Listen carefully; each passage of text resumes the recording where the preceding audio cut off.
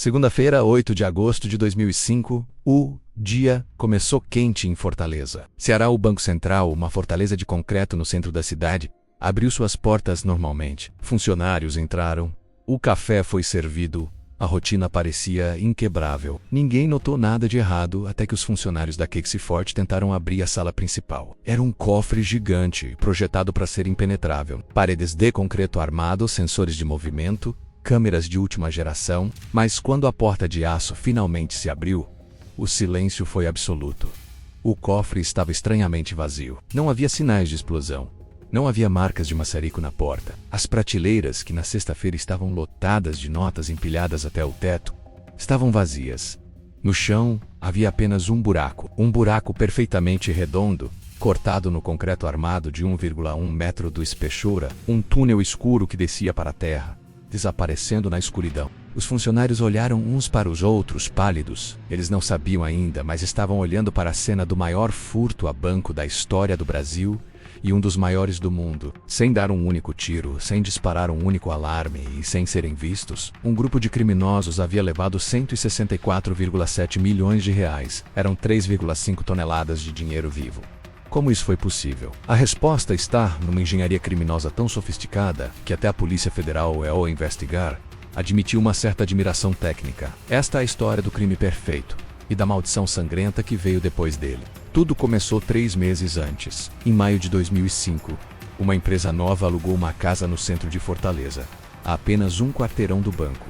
A placa na frente dizia grama sintética. A empresa parecia legítima. Eles vendiam grama artificial, bonés, camisetas. Vizinhos viam caminhões entrando e saindo, carregados de terra. Quando perguntavam, os funcionários diziam que estavam reformando o local e precisavam nivelar o terreno. Os criminosos foram audaciosos. Eles até distribuíam a terra retirada do túnel para os vizinhos usarem em seus jardins. Eles se integraram à comunidade. Ninguém desconfiava que aquela terra vermelha não vinha de uma reforma, mas de 4 metros abaixo do solo. Dentro da casa, em um quarto nos fundos, um grupo de homens trabalhava em turnos de 24 horas. Eles não estavam plantando grama, eles estavam cavando em direção ao dinheiro. O plano foi liderado por um homem conhecido como Alemão.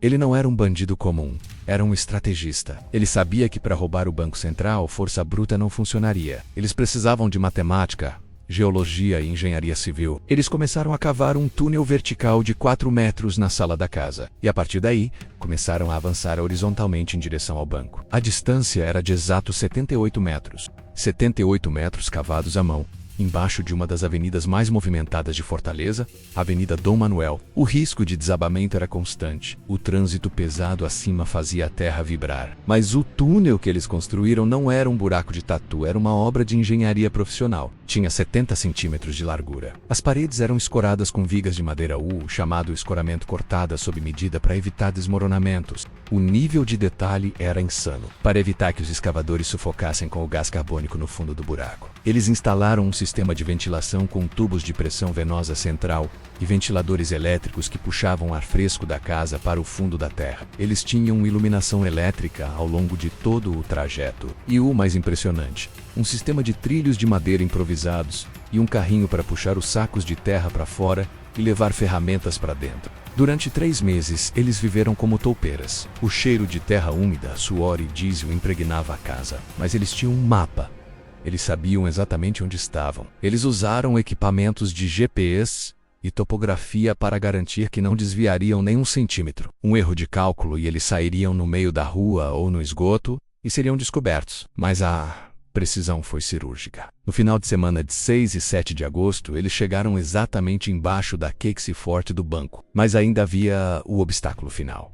O piso. O piso do cofre do Banco Central não era apenas concreto. Era uma laje de concreto maciço reforçada com uma malha de aço, com 1,1 metro de espessura, projetada para aguentar toneladas de ouro e dinheiro. Perfurar isso sem causar vibração nos sensores sísmicos do banco parecia impossível, mas Alemão e sua equipe tinham estudado o sistema de segurança. Eles sabiam algo que ninguém mais sabia. Eles sabiam que os sensores de movimento e sismógrafos Poderiam ser enganados se o trabalho fosse constante e sutil, ou se fosse feito durante o fim de semana, quando o barulho da cidade lá fora poderia mascarar vibrações leves. Eles usaram ferramentas de corte de diamante, macacos hidráulicos silenciosos. Eles não usaram explosivos. Eles cortaram o concreto pacientemente, centímetro por centímetro, empurrando para cima. Finalmente, na madrugada de sábado para domingo, a luz da lanterna iluminou o interior do cofre. Eles tinham entrado. O cheiro de dinheiro velho, papel e tinta encheu o túnel. Se você está gostando de descobrir os detalhes ocultos desse crime histórico, deixe seu like agora. Isso ajuda nosso canal a investigar mais casos brasileiros que o mundo precisa conhecer. Dentro do cofre, a visão era o paraíso de qualquer criminoso.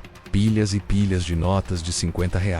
Notas velhas, usadas, que seriam retiradas de circulação. Isso era parte do plano genial. Notas usadas não têm números de série sequenciais registrados. Elas são irrastreáveis. Era dinheiro fantasma. Mas havia um problema logístico gigantesco que poucos filmes mostram. O peso, 164 milhões de reais em notas de 50, pesam 3.500 quilos.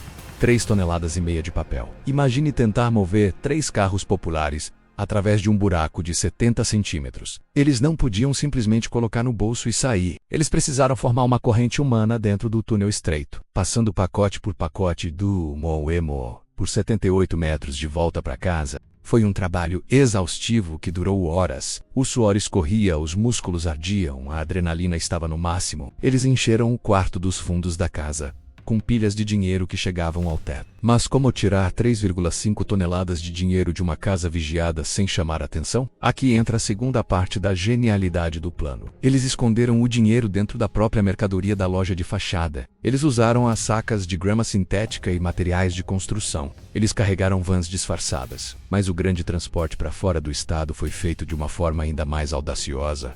Caminhões cegonha. A quadrilha comprou carros em Fortaleza, escondeu o dinheiro na lataria e nos forros dos carros, e despachou os veículos em Cominhos Seganha legítimos para São Paulo e Minas Gerais. O dinheiro viajou pelas estradas do Brasil, passando por postos policiais, escondido dentro de carros novos. No domingo à tarde a operação acabou. Eles limparam a casa. Eles jogaram cal no túnel para apagar impressões digitais e DNA. Eles deixaram para trás as ferramentas, as roupas sujas e a fachada da empresa de grama. Quando o banco abriu na segunda-feira e descobriu o buraco, os ladrões já estavam a milhares de quilômetros de distância. A notícia explodiu no Brasil como uma bomba, o maior assalto da história. A Polícia Federal iniciou a Operação Toupeira. Eles encontraram a casa. Eles desceram no túnel. Os peritos ficaram chocados com a qualidade da construção. Isso não é obra de amador, disseram. A investigação foi difícil. O túnel estava limpo, mas os criminosos cometeram um erro fatal e o cartão prepano de celular deixado na casa. Através desse cartão, a polícia conseguiu rastrear uma chamada feita para um vendedor de carros. E foi aí que o fio da meada começou a se desenrolar. A euforia do crime perfeito durou pouco. O dinheiro que parecia uma bênção logo se tornou uma maldição sangrenta. O primeiro erro foi a ganância e a pressa. Para lavar o dinheiro, os criminosos começaram a gastar rápido demais. Eles compraram 11 veículos de luxo de uma vez só em uma concessionária, pagando quase R$ 1 milhão em notas vivas de 50. Isso chamou a atenção imediatamente. Vendedores de carros em Fortaleza começaram a comentar sobre os novos ricos que pagavam com maços de notas que tinham cheiro de terra. A polícia começou a rastrear. Mas não foi só a polícia. Policiais corruptos e facções criminosas descobriram quem eram os autores. E começou a caçada não por justiça, mas por extorsão. Membros da quadrilha começaram a ser sequestrados. O mentor Luiz Fernando Ribeiro, conhecido como Fernandinho, foi sequestrado em Minas Gerais. A família pagou o resgate milionário. Mas os sequestradores, que incluíam policiais corruptos, mataram Fernandinho mesmo assim. Eles atiraram nele e deixaram seu corpo em uma estrada de terra. O cérebro do assalto estava morto meses depois do crime, vítima da própria fortuna que planejou roubar. Outros membros foram caçados implacavelmente. Evandro, um dos líderes, foi pego em uma favela em São Paulo. Outros foram encontrados mortos com sinais de tortura. O dinheiro do Banco Central virou uma sentença de morte. A maldição do Banco Central se tornou uma lenda no submundo brasileiro. Dizia-se que quem tocava naquele dinheiro estava marcado para morrer. Dos 36 envolvidos diretamente no planejamento e execução, quase todos foram presos ou mortos nos anos seguintes. As prisões aconteceram em vários estados, mostrando a dimensão nacional da quadrilha. E apenas uma fração, cerca de 20 milhões de reais, foi recuperada pela polícia ao longo dos anos. Alguns maços foram achados enterrados em sítios, outros em paredes falsas. Mas a matemática é assustadora. Mais de 140 milhões de reais desapareceram completamente. Esse dinheiro provavelmente foi lavado em imóveis, fazendas e gado, ou gasto em subornos para escapar da prisão. Ou talvez parte dele ainda esteja enterrado em algum lugar do interior do Brasil, apodrecendo na terra. A Casa da Grama Sintética virou ponto turístico macabro por um tempo, antes de ser demolida pela prefeitura para evitar peregrinações. O túnel foi preenchido com concreto para sempre. Mas a engenharia do crime mudou os protocolos de segurança bancária no mundo todo. Bancos reforçaram o piso com malhas de aço mais densas, sensores sísmicos ficaram mais sensíveis a vibrações subterrâneas. A história do Banco Central de Fortaleza nos ensina que o crime perfeito pode existir na execução técnica, mas a fuga perfeita é quase impossível. Eles venceram o concreto, venceram os sensores e venceram a polícia naquele fim de semana. Eles construíram uma obra de engenharia que desafiou a lógica, mas não conseguiram vencer a natureza humana, a traição, a ganância e o rastro inevitável que o dinheiro deixa. O cartão de celular esquecido e a compra de carros à vista foram a ruína de um plano de 3 meses. Eles cavaram um túnel para a riqueza, mas para muitos deles aquele túnel acabou sendo a entrada para a própria cova. Se essa história real de crime, engenharia e tragédia te prendeu, apoie nosso canal deixando seu like e se inscrevendo. Isso nos ajuda a trazer mais casos que marcaram o Brasil. E eu quero saber a sua opinião. O que você acha que aconteceu com os 140 milhões que nunca foram encontrados? Estão em algum paraíso fiscal ou enterrados no quintal de alguém? Deixe sua teoria nos comentários.